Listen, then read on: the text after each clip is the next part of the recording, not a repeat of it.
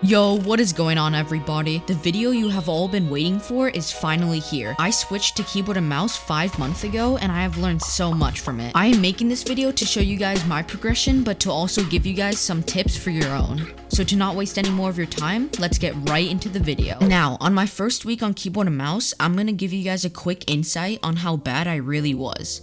I think that everyone will have a very similar experience, but as you can see here, I'm trying to edit and it's not going too well. I am basically a bot. I hope that after seeing my first week all the way up to my 5-month progression, this could motivate you to switch to keyboard and mouse. Or even if you're just a beginner, the tips and tricks that I am about to give you can help you with your journey. One of the most confusing things when switching to keyboard and mouse is knowing what to do during your progression. So during my progression, I spent a lot of time in creative, practicing my editing, piece control, building, and aim. If you guys want a more in-depth guide, I recently uploaded a beginner's warm-up video, so you can go check that out right after this video. As you can see in my building, my movement was not really the best, and that was mainly due to the fact that I'm still very new to keyboard and mouse. I decided to do a lot more retakes, so hopefully my movement would get better and not look so robotic. Doing some retakes and free building really did help me out with my movement a lot. These also help a lot with getting high ground because since you learn so many retakes, you can just whip out any that you want. These are just a few I learned on my first month on keyboard and mouse. Now, you guys always see me practicing my aim with Aim Duels. I play this every day before I get into any kind of creative matches or arena games. This has definitely helped me out and you can see a massive difference in the span of 5 months. What I really focused on is improving everything at once so I'm not lacking in a specific area compared to another. I tried to match my aiming skills with my building skills and everything else, because that way I can improve as an overall player. If I only focused on building and editing, I could completely outplay someone, but I could not finish them off because my aim would be really bad. So one thing I do all the time is practice my piece control because it helps to warm up my editing and obviously piece control. This helped me out a lot, so what I will be doing is dropping the codes for all the maps I use in the description.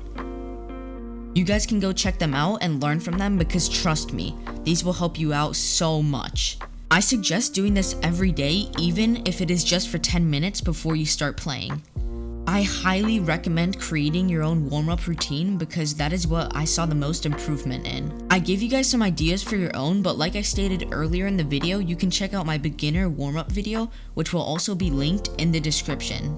Now let's get into the actual 5-month progression where I show you guys how good I actually got. Since creative is not everything in Fortnite, I have been playing a lot of arena. Throughout these 5 months, I got very lucky that I did not have to change my keybinds or sensitivity because I found the right ones for me very quickly. I've stuck with them since the beginning and I did not change them at all. This is something I highly recommend you guys do too, because if you constantly change your keybinds and chase after every other pro's keybinds, you will be holding yourself back. In my arena gameplay, I really noticed that in the past month, my piece control has improved a lot. It makes me happy that all the effort I put into grinding those creative maps finally paid off. It really comes down to whether you're willing to grind the things which might not be the most fun, but once you receive the end result, it will be well worth the grind and all the effort you put in. In arena, I've just been W keying everyone I see because that is the way you will improve the most at the end of the day.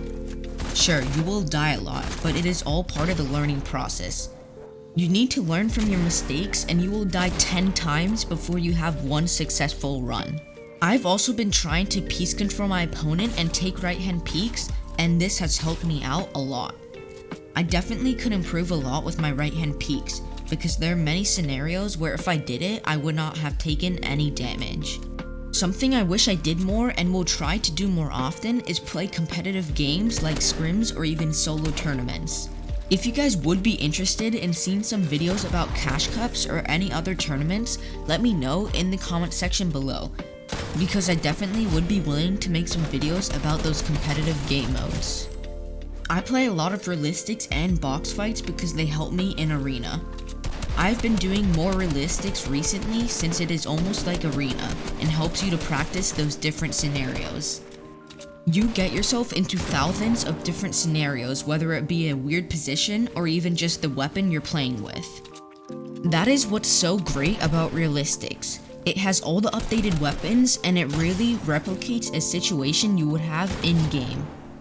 It's also a great place to practice some of the new retakes you learned in creative. I almost always play Realistics before Arena because it helps to prepare and warm up for Arena.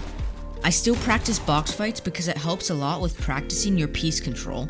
Not only that, but it helps to practice your editing and right hand peeks. Box fights are very beneficial for arena and scrims because when you and another player are in boxes very close to each other, the box fight skills you have might help you to win that fight. Like Realistics, it is just a very good way to warm up.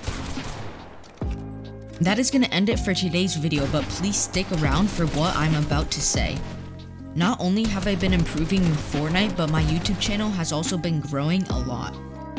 So thank you so much to everyone that has been supporting the progression videos or any kind of videos on the channel. One thing that I really want to say is that 81% of you guys who watch my videos are not subscribed. So if you enjoyed this video and want to see more like this, hit the red subscribe button and turn on notifications so you do not miss another video. Please follow my Twitter down below and I will be following some of you guys back. My name has been Vermax, stay safe and take care.